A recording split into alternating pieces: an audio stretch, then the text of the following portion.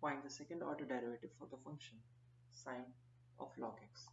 Let y is equals to sine of log x, hence differentiate both the sides with respect to x. We get dy by dx is equals to d by dx of sine log x. Apply the chain rule, we get cos of log x into 1 by x, hence dy by dx is equals to cos log x upon x.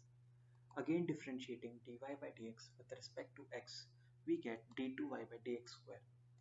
Apply the quotient rule for the RHS, we get minus of d by dx of cos log x, which is sine log x, into 1 by x into x minus cos log x common into d by dx of x is 1 whole upon x square, which is equals to minus sine log x plus cos log x whole upon x square, which is the final answer. Thank you.